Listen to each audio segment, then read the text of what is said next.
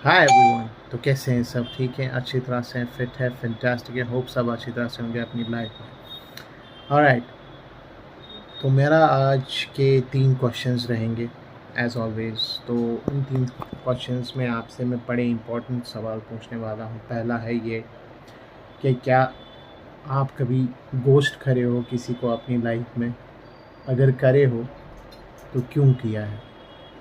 Reason क्या था उस चीज़ का गोस्ट करने को?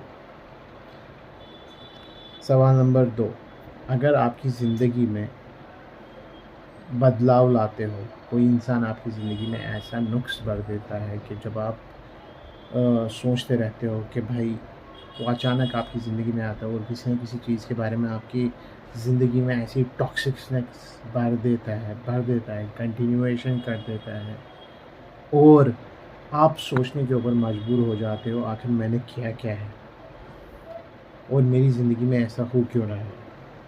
ठीक है, और अगर आपने ऐसा कभी फील किया है तो क्यों किया है? क्या आप बता सकते हैं? लिख के बताओ, मुझे पता चल जाएगा मुझे। अच्छा, सवाल नंबर तीसरा है, सबसे बड़ी बात, अभी जो कल हुआ रात को ईरान के साथ, इसके बाद अब हम एक वो blink of the world war 3 पे है।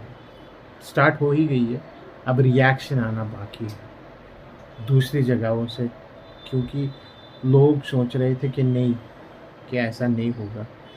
और क्यों ही होगा? क्योंकि लोग सोच रहे थे बैकग्राउंड में कि हाईली इम्पॉसिबल है, यूएस इन्वॉल्वमेंट हो गया। अब यूएस ने इन्वॉल्वमेंट किया है, अब नेक्स्ट मूव है ईरान का।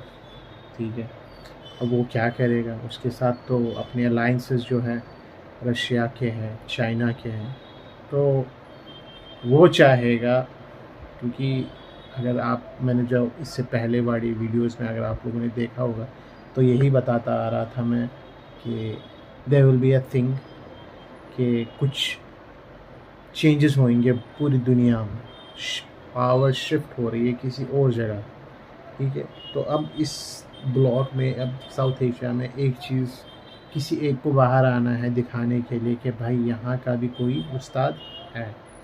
तो उसके लिए चाइना ऑब्वियसली फॉरवर्ड करेगा, अपने आप को आगे करेगा और अपने आप को दिखाएगा कि नहीं भाई, हम भी साथ देंगे। साथ देने का मतलब ये है कि भाई उसको दिखाना है कि हम कुछ कर सकते हैं। ठीक, तो अब आप बताओ मुझे लिख कर के क्या होने वाला है। मुझे तो पता है, मगर मैं देखना चाहता हूँ आपकी मेमोरी किस टाइप जा